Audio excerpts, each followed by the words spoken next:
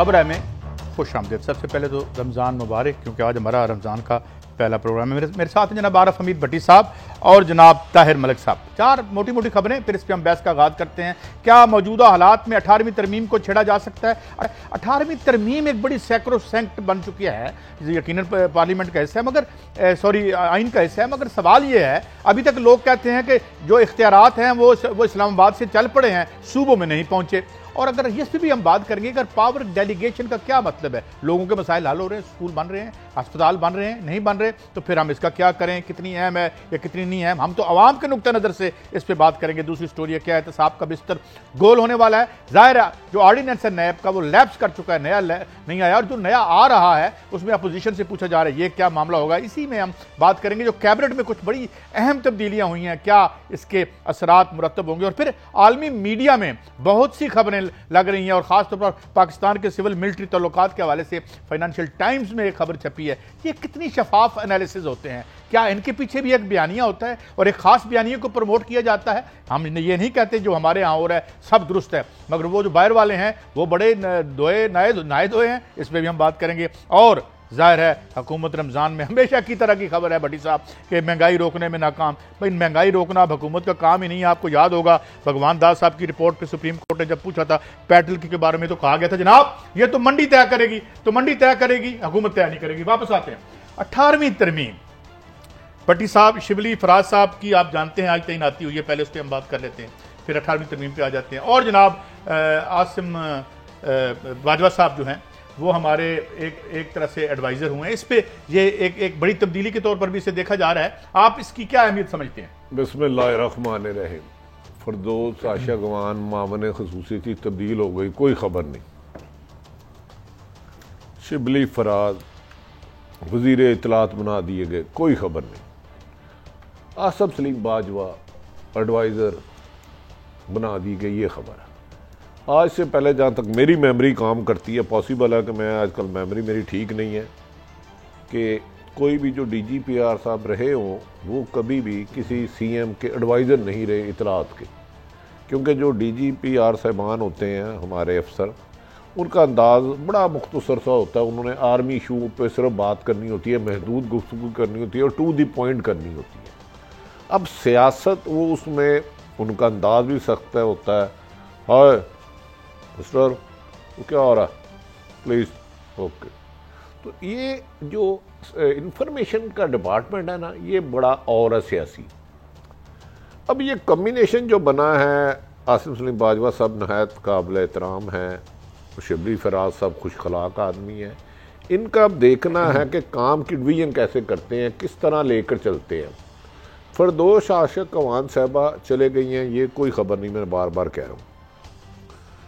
लेकिन पिछले जब से 1.5 साल से इमरान खान साहब तशरीफ़ लाए हैं, हुकूमत और मीडिया में बहुत ज़्यादा फासला था। हो सकता है इन दोनों की तैनातियां फासले को कम करने के लिए कोई ब्रिज बनने का रोल अदा करे। अगर ब्रिज बनने का रोल अदा करते हैं तो यकीनन एक बहुत अच्छी बात है। अदरवाइज ये 3 तबादले हो गए, 3 तबादले और होने हैं, 3 तबादले और भी होने वाले हैं। वो भी अहम नौयत के हैं, वो इससे बहुत अहम है, बहुत अहम है। वो इससे इतने अहम है कि उसके बाद पाकिस्तान के मुस्तकबिल का इंसार होगा कि आपके पावर प्रोजेक्ट में अरबों रुपए कमाने वालों का फ्यूचर क्या होगा। ये उससे रिलेटेड है। ये जो 3 तब्दीलियां हो रही हैं, इनका ताल्लुक उस रिपोर्ट से होगा जो रिपोर्ट आई थी IPPs के बारे में, और जिसके बारे में एक कंसेंसस है कि ये ठीक ना हुआ तो मुल्क ठीक नहीं हो सकता। वो 2 रिपोर्टें आई थी, एक गंदुम और शुगर। गंदुम वाले तो आपके इर्द गिर्द इधर लाहौर माल पे जाएंगे, वो होंगे शुगर, और एक IPP और 1-2 रिपोर्टें और। उस पे आपके मुल्क के मुस्तकबिल का होगा हाल। उन तबादलों के जो होने वाले हैं, होने वाले उसमें थोड़ी सी वजाहत है। 2 आदमी हार्ड फेवरेट हैं, उनमें से एक का होगा, अदरवाइज नहीं तो 5-6 माह बाद जिस तर्ज से हुकूमत चलाई जा रही है, सियासी जमातों में इतना दम हम बज़ाहिर नहीं रहा, नून लीग और पीपल्स पार्टी में, वरना लोग भूख के हाथों, अगर लुटेरों से लूटा हुआ माल वापस ना लिया तो रोडों पे तो इंटेंशन लगती है। एहतजाज नहीं रोक सकेंगे। ये मजबूत, ये सख्त आवाजें ये शोर शराबे नहीं रोक सकेंगे, तूफानों को नहीं। नहीं भट्टी रोक साहब, सकेंगे। भट्टी साहब, ये तबादलों की बात मुझे समझ नहीं आई। ये फोरदौस आशिक अवान को नौकरी से निकाला गया है, तो ये तबादले से बुनियाद तो सरकारी मुलाजमों के होते हैं, तो ये जरा थोड़ा सा वाजिया करें ना। 3 जो आपने कहा, Change of guards कह लें। 3 वजीर जा रहे हैं, फेडरल मिनिस्टर जा रहे हैं, वो लोग जा रहे हैं जिन पे इल्जामत लगे हैं, जरा थोड़ा सा हमारा ख्याल करें जिन ना। पर इल्जामत यार लगे पहले तो हैं, ये बात कर लेना कि 3 मजीद अहम लोग मैं जा उनसे रहे हैं, वही पूछ और ये रहा हूं सिर्फ ना। भट्टी साहब ने कहा कि मोहतरमा फरदौस आशिक अवान साहिबा का आना जाना शायद ये इनके मुताबिक ज्यादा कोई अहमियत का हामिल नहीं था। यही बात थी ना? मेरा यही बात- भट्टी साहब, वो अब अहम बात तीन ये वाली है बात कि करें जो जरा। लोग आने वाले हैं, देखिए ये 3 जो मैंने गुजारिश की है ना, अगर ये करप्शन की वजह से नहीं गई, फरदौस आशिक अवान बेसलेस खबर चलाई है, रज़ाक दाऊद साहब पे खरबों रुपए के बिजली के 30 प्रोजेक्ट अरब प्रॉफिट लिया उन्होंने वो तो वो IPP से। बेचारे उसी सीट पे काम कर रहे हैं। उसके बाद नदीम बाबर साहब उसी पे काम कर रहे हैं, गंदुम का मेन प्लेयर। उसके बाद एक चीफ सेक्रेटरी को भी खा गया। पाकिस्तान में मैंने गुजारिश किया ना, ये 3 तबादले हो गए, छोड़ दे, ये टेम्परेरी सिटिंग अरेंजमेंट हुआ, क्योंकि 4-5 दिन पहले कुछ लोग 2 लोग अहम शख्सियात कहीं गई थी, उसके बाद कोई फैसला रास्ते में शायद हो गया हो, मैं और आप जा रहे हैं सफर पे। गंदम के मेन प्लेयर चीफ सेक्रेटरी साहब को कहा गया यहाँ पे। नहीं ना, देखें चीफ सेक्रेटरी तो गंदम के प्लेयर की गर्दन तक पहुंच गए थे, ओहो, उनका इसलिए उनके पंजाब हाथ को गर्दन से दूर किया गया आपके हाँ, क्या? वो करंट है ना उसमें, तो क्या बात अंडरस्टैंडिंग नहीं हो सकी थी? नहीं वो अंडरस्टैंडिंग नहीं हो सकी। उनका बाबा बड़ा कायम है, गंदू वाले बाबे का। अच्छा। आजकल बाबों का बड़ा दौर है। बचपन में मैं पढ़ा करता था 70 साल सन्यासी बाबा, किस्मत का हाल बोलो, महबूब आपके कदमों में, बीवी से तल्लुकात अच्छे, कारोबार अरूज पर। तो ये चीजें अब भी चलती हैं। नहीं, खान साहब की जो जीरो टॉलरेंस है वो तो मैं कहते खान तो साहब की corruption नहीं बात होगी। कर रहा भाई, मेरे मैं तो PTA की बात आगे कर रहा हूं। उन्होंने फराडिया दानिशमंद मेरे पीछे लगाया हुआ है। खान साहब की आगे बड़ी मेरे पे एहसानात साहब, आप होते हैं। तो रेटिंग पे क्यों चले मेरे गए पीछे हैं? पड़े गए हैं आप प्रोग्रामों की रेटिंग पे चले नहीं, मैंने गए नहीं, हैं। मैं कह रहा हूं पाकिस्तान में करप्शन बुराई है ही नहीं। हाँ, ये जो 3 फैसले होने जा रहे हैं, जिस शख्सियत ने सोचा है, अगर काजी साहब, आप हमेशा कहते हैं ना, मैं आपसे कभी कभार इख्तिलाफ करता था कि ये पॉलिटिशियन किसी को रोड पे नहीं ला सकते, और आपने और मेरा हमेशा मुतफिका होता था, जब भी को लोग आएंगे पेट की वजह से आएंगे, भूख की वजह से आएंगे, ना इंसाफी जुल्म। अब आ गया ये काम अरूज पे। अब एक अहम तरीन शख्सियत ने सोचा इसको रोको, नहीं तो इस साल के बजट के बाद अगले साल के बजट में पता नहीं किस किस के लिए प्रॉब्लम हो। तो वो तबादले हो गए, और उसके बाद वो जिस मकसद के लिए किए जा रहे हैं, तो फिर तो इंशाल्लाह ताला बड़ा फ्यूचर बेहतर है।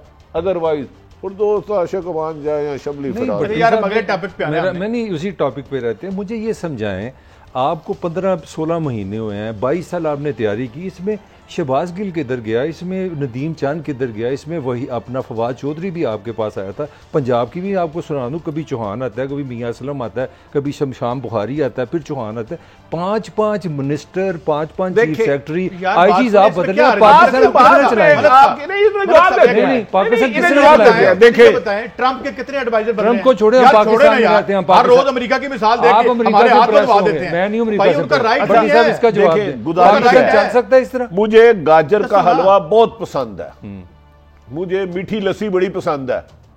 अचानक मुझे शुगर हो जाती है, या कोई कान में कहता है बच्चे तुझे शुगर है, चलते चलते गिर जाएगा, तो फिर मैं उसकी दवाइयां ज्यादा लूंगा। तो फिर आपकी लीडरशिप कहां मेरी गई? आपकी लीडरशिप जजमेंट नहीं है? लीडरशिप था कोई लो ला भैया, अच्छा यार, इस तरह करते हैं, प्राइम मिनिस्टर से इख्तियार लेके आपको दे देते हैं, आइंदा से आप वजीर भाई, बदला इसकी करें। ड्यूटी है यार, उसकी। यार भट्टी साहब, उसका कॉन्स्टिट्यूशनल राइट है, वो सुबह बदल दे, राइट है। है ना? तो टीम फिर उसमें बनाना हम क्या किसका एतराज राइट है करें? अभी? आप परफॉर्मेंस पे बात करें, आप ये कहेंगे जी आपकी डिलीवरी नहीं है, आपका निजाम गलत है। भाई आपने बदला क्यों है? ओ भाई बदल दे जाओ, मर्जी। ओए, अभी तो शौक भट्टी फरदौस साहब, आशिक कल अवान मुझे उठा घर के- भी नहीं गई तो मीडिया पे उनके खिलाफ खबरें अच्छा शुरू भाई हो गई भट्टी हैं। साहब, वो 18वीं खबर में कोई भट्टी साहब, मदद नहीं है। हर मिनिस्टर के घर 10-10 गाड़ियां बेसलेस चीजें भट्टी साहब। हैं। मैं कह रहा हूं कि आधा लग चुका है पाकिस्तान में, आधा रह गया, तो मैं नहीं चाहता वो आधे की इब्तिदा मुझसे भट्टी हो। साहब, बड़ा भट्टी बड़ी साहब, अंदर की खबर आगे बढ़ते हैं, ये बात रहने दे, छोड़।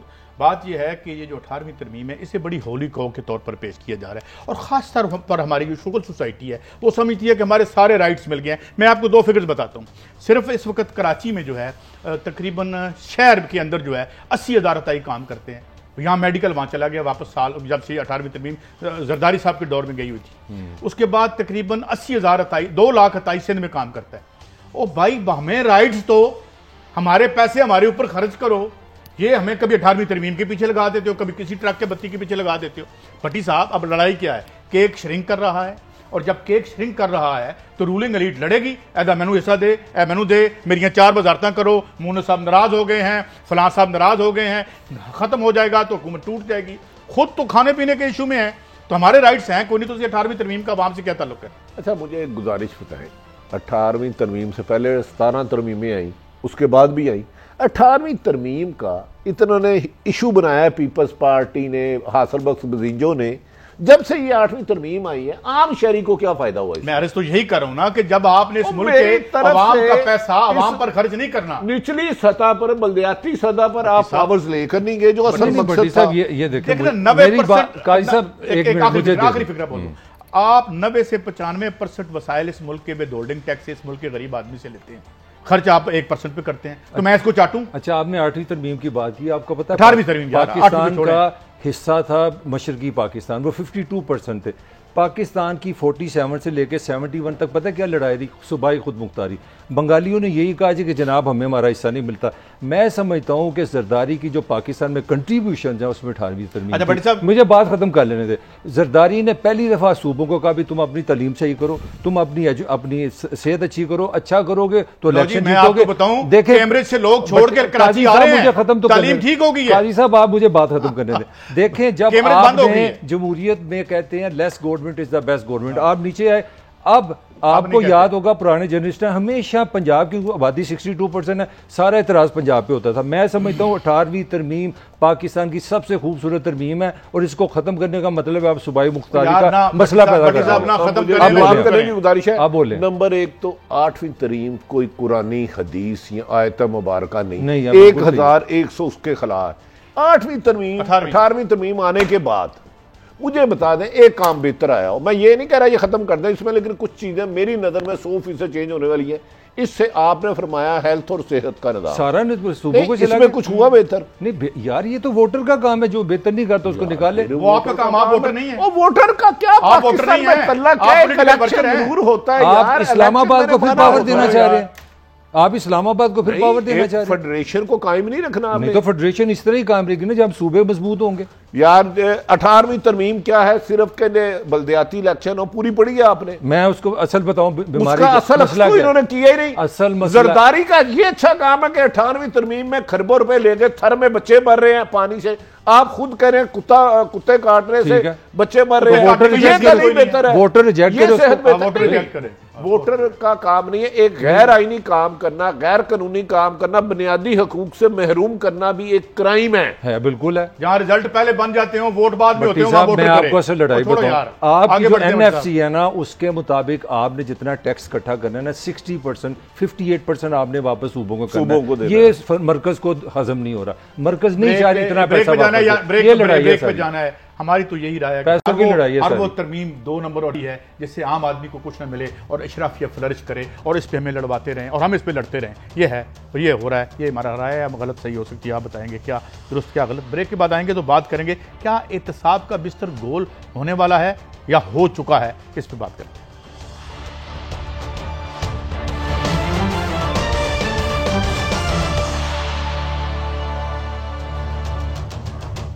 वेलकम बैक नाज़रीन। ये एहतसाब का जिक्र सुनते हैं, बड़े इंतजार में भट्टी साहब और हम सब लोग और मलिक साहब भी कि इसका कोई नतीजा निकले। क्या इसका बिस्तर गोल होने वाले? इससे मुराद ये है कि ऑर्डिनेंस तो लैप्स कर गया जिसके तहत आपने पर कुतर दिए थे नैब के। अब नैब दोबारा उसी ताकत के साथ वापस तो आई है, मगर अब क्या ऑर्डिनेंस बन रहा है इस पर हम बात करेंगे। इसके साथ साथ मजीद खबरें हम करेंगे। आटा चीनी का क्या बना, भट्टी साहब IPPs का क्या बना? अभी तक जो है डेट 25 से आगे चली गई आटे चीनी की। IPPs के हवाले से ये कंसेंसस है, सदर पाकिस्तान ने कह दिया। मैं वो क्या लफ्ज दोहराऊं, गुजारिश ये है कि चीनी की तो चले गई, आटे वाले मुल्ज़मान तो सामने हैं, उन्हें पकड़ी कोई नहीं रहा। उनकी वजह से नसीम सादक का आप अगर एक स्टेटमेंट पढ़ लेना आप काफी हकायक के करीब चले जाएंगे। ये नसीम सादक साहब का वो तबादला बावलपुर से जिनका हुआ था, ये हुआ है? हाँ, ये बेचारे उनकी बड़ी तारीफ सुनी थी मैंने, बड़ा वो ऑनेस्ट है ना। पाकिस्तान में ऑनेस्टी एक क्राइम है। मुझे याद है एक म्यो अस्पताल में फयाद रांझा लग गए, उन्हें लगवाया था गालबन तारक जमील साहब ने। तो मैंने एक दिन कहा तारक साहब आप तो बड़े माशाल्लाह साहिब इल्म है, अल्लाह ताला ने आपको बड़े, हम आप जैसे लोगों से दीन सीखते हैं, इल्म सीखते हैं, तो वो तो बंदा बड़ा करप्ट है, उनके बारे में र्यूमर्स है। तो कुछ लोग कहते हैं कि बहरहाल ये होता रहता है। आपको पता है कि चीफ सेक्रेटरी पंजाब मेजर आजम सलमान साहब, उनको वो तो अब चीफ बन गए हैं ना, उनका तबादला हुआ है, क्या वजह है, क्या तो उसकी यार रीजन वो है? देखें, वो तो बड़े एक अहम मतलब तलक वाले बंदे थे, तरीके से आए थे, कॉम्पिटेंट थे, काम को समझ गए थे, गंदुम गुमरान पकड़े वाला था। वो जिस दिन गालबन हुआ ना यार, ये मैराथन या क्या होता है जो प्राइम मिनिस्टर हाउस में होता है, जिस दिन वो अच्छा पैसे इकट्ठे किए हैं, मौलाना तारक जमील साहब ने दुआ भी कराई, हाँ, सुना उस दिन फैसला हुआ कि जी इन्हें बदल दिया जाए, या उससे एक दिन पहले हुआ। तो वो उनका तबादला, ये जो रफीक साहब हैं ये भी बड़े अच्छे अफसर हैं, 4 सेक्रेटरी बदल गए चीफ सेक्रेटरी, लेकिन ये चीफ सेक्रेटरी बदल जाए, वो अगर 3 तबादले जो मैं अर्ज करूं ना हो गए तो ये ना गंदुम के फराडिये बचेंगे, जिसने भी अल्लाह करे फिर वो हो जाए, तो ना अगर तो यही सिलसिला है। बल्कि आईपीपी के वालों ने भी खान साहब को दबाव डालना शुरू कर दिया, खसूसन नदीम बाबर, रजाक दाऊद, खुसरो मुख्तियार या खुसरो परवेज, जो भी उनका नाम है, तो स्टील मिल भी निकल जनाब आपकी हुकूमत बजट तक नहीं जाएगी, इनसे कंप्रोमाइज करें। हमें यकीन है कि इमरान खान साहब नहीं करेंगे, क्योंकि माशाल्लाह दुआ भी हो रही है खान साहब की कामयाबियों के लिए, और दुआ भी हो रही है। आज उन्होंने जो मिनिस्ट्रियां चेंज की हैं, एडवाइजर चेंज किए हैं, तो इससे बेहतरी की तरफ मुझे लग रहा है कि खान साहब समझ गए। भट्टी साहब देखें, कुछ लोगों पे तो रेड क्रॉस है ना, जो आप 3, मैं वहीं पर फंसा हूँ, वो रेड किन किन पे है और ग्रीन लाइट किस पे है, हो क्या रहा है ये बताएं। देखिए इमरान खान साहब बाहालत मजबूरी में चल रहे हैं। मजबूरी मतलब प्राइम मिनिस्टर नहीं, वो पाकिस्तान प्राइम मिनिस्टर है ना, और ऑप्शन कोई नहीं है। उनको लोगों ने 5 साल के लिए मुंतखब किया, वही चलेंगे ना। यहाँ उन्हें हुकूमत भेजने के 2 तरीके हैं ना, एक वो खुद रिजाइन दे।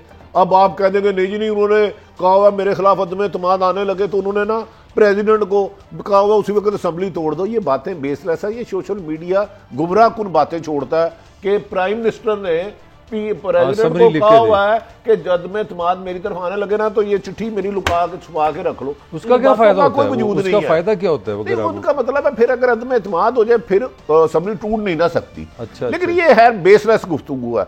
अब इमरान खान साहब 5 साल के लिए आए हैं, जैसे उन्होंने कहा उनकी मर्जी, जिसको मर्जी वजीर लगाए, जिसको ना 5 लाख उन्होंने बदलने हैं। करप्शन में वो जिसको मर्जी पकड़े, जिसको मर्जी ना पकड़े। मालम जप्पा किसी को हाथ डाला नहीं। देख रहे शहबाज शरीफ को दोबारा बुला रहे हैं। तो इमरान खान साहब मेरा ख्याल है इंशाअल्लाह ताला बहुत जल्द, वो क्या नाम है यार, शहबाज गिल, वो शायद उनको सेकंड सुना है, ये बेसलेस बात है, सेकंड प्राइम मिनिस्टर बनने लगे। हम तनकीद इसलिए नहीं कर सकते कि मलिक साहब ने कह दिया अगले साल जब 5 वोट आएंगे तो इमरान खान साहब से पूछ लेंगे, क्योंकि हम वोटों से बगैर पूछ नहीं सकते। बात ये है, मुझे ये बताएं, आप मलिक साहब बताएं, 7 अरब रुपए का केस है उनकी वालिदा मोहतरमा के पास, ये जो हमारे जवेद लतीफ़ साहब हैं, और इन ये सारे, और जो आपके थे अपना लीडर ऑफ द अपोजिशन, वो मौसूफ के पास कोई नहीं है। वो रोज़ कहते हैं मैं बीमार हूँ, लंदन से यहाँ आते हुए बीमार नहीं होते, नैब जाते बीमार हो जाते हैं। 7-7 अरब के इन पर केस है, और ये नैब के चेयरमैन को बुला रहे हैं। बट काजी साहब, to be honest with you, इसको कहते हैं state at war with itself. हमारे इदारे आपस में लड़े हैं। नैब का काम क्या था कि करप्शन को ख़त्म करे, पार्लियामान का काम है कवानीन बनाए मेरे लिए। वो भट्टी साहब वाली बात है, पार्लियामान तो लॉ मेकिंग करती कोई नहीं है। अब नून ने देखा कि हमने अपोजिशन करनी है, उन्होंने कहा हम भी आप ताकत दिखाते हैं। मुझे बताएं, क्या पार्लियामान को ये जेब देता है कि मुशर्रफ की बनाई हुई नैब, जो एक मिलिट्री डिक्टेटर हो, आप सारे बैठ के एक नया कानून बनाए? अब किधर गया नैब? नवाज शरीफ साहब ने बचाया था। 2 मिनट मलक साहब की देखिए, आज वो आपसे बाजी लेनी है। मैंने कभी उन्होंने कहा पार्लियामेंट को जेब देता है कि मुशर्रफ की बनाई हुई नैब, पार्लियामेंट को जेब देता है ज़ियाउल हक के बनाए हुए लीडर को 3 दफा वज़ीर आज़म बनाया। नहीं, ये ना करे। आज मलक साहब बाजी लेंगे। मलक साहब कोई बात नहीं, हो जाता है। बात मियां भूल नहीं, मैं आगे बात ही है। बात मियां हमारे मुल्क के 3 दफा वज़ीर आज़म रहे हैं। मैंने आगे बढ़ने वक्त भी कम है सब। मैं बड़ा इंटरनेशनल मीडिया मॉनिटर करता हूँ, और मुझे पता है बड़ी बाइस्ड एंड जॉन्डिस्ट उनकी एक किस्म की होती है, और उसकी खबरें भी हैं, उस पर बहसें भी बड़ी चल रही हैं। यूरोप में, अमेरिका में एक बहस ये चल रही है कि अपने इंटेलिजेंस के लोगों को आप साफियों के तौर पे दुनिया में तैनात ना किया करें। ये आप ढूंढ सकते हैं वेब पे आके। अच्छा, अब इन्होंने कहा आलमी मीडिया सिविल मिलिट्री तल्लुकात, जाहिर है उसमें उतार चढ़ाव होता रहता है, तो होना भी लेकिन ये ख्वाहिशें होती है। मतलब मैं सवाल कर रहा हूँ, कुछ लोगों के मैं वीडियो देखता हूँ, क्या कहते हैं टीवी जो बने हुए हैं कि जनाब इंशाल्लाह आज लड़ाई हो गई है। आज नवाज शरीफ, आज मियां साहब, आज भाई साहब प्राइम खुल के मिनिस्टर और बताएं मंदियां ना, निकल गई हैं। भाई साहब खुल के सवाल करें। फाइनेंशियल आखिरी सवाल, फाइनेंशियल टाइम भट्टी का साहब, सीधी नहीं, फाइनेंशियल टाइम्स की बात कर रहा हूं यार।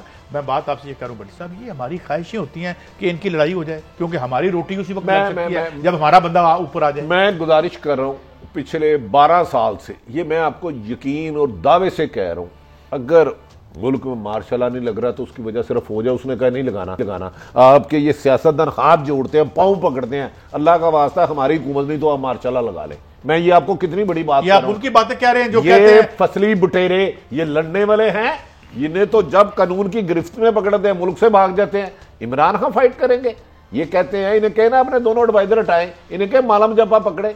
वो सियासत अवाम की, वो सियासी जमहूरियत क्या है? अवाम की हुकूमत, अवाम के लिए, अवाम के जरिए। अवाम का लिंक क्या है इन पॉलिटिशियनों से?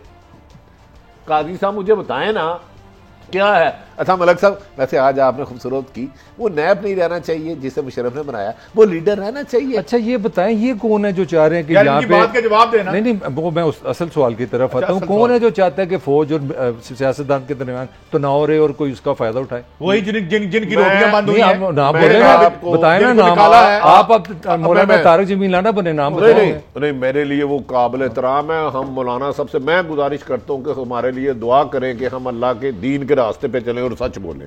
मेरे लिए वो काबिल इज्जत, अगर किसी ने उनकी दिलदारी की है तो मैं मौलाना साहब माफी चाहूंगा प्लीज। एक सवाल आपसे, नाम बताएंगे।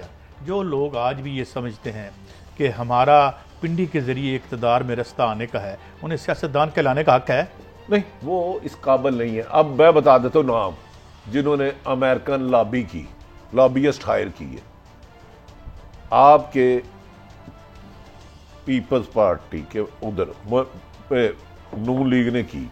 हासिल बख्श बसिंजो का आप देख लें।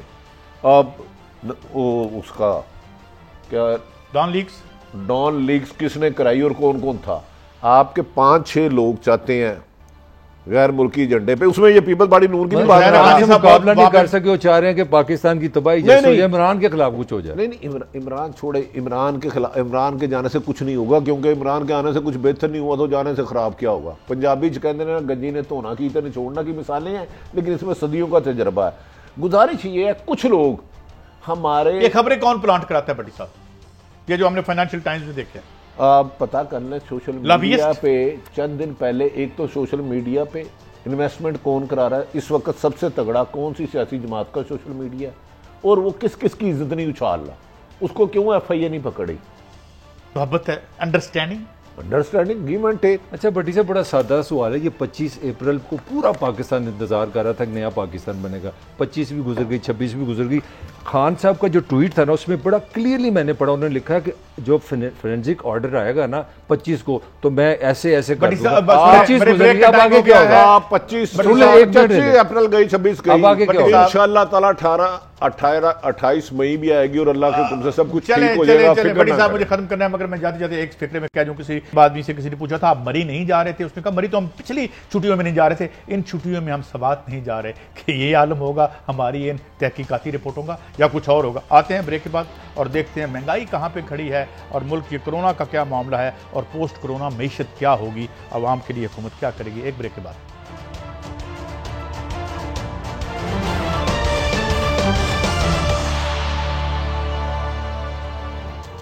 Welcome back. नाज़रीन, एक खबर ऐसी है जो हर साल इस महीने में हमेशा हम कई सालों से बयान करते आ रहे हैं, और वो भट्टी साहब हुकूमत का रमज़ान में महंगाई रोकने में नाकामी का सवाल हमारे सामने होता है।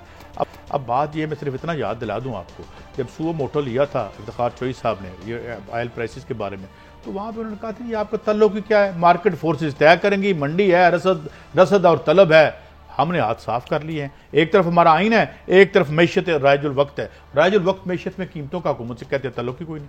देखें, ये रोज ड्रामा क्यों करते हैं हमारे सामने? ये मुकद्दस महीना है, इसमें लैलतुल कदर भी आनी है। पूरी दुनिया में गैर मुस्लिम कोई भी हो, उनके त्यौहार आए तो वो कीमतें कम कर देते हैं।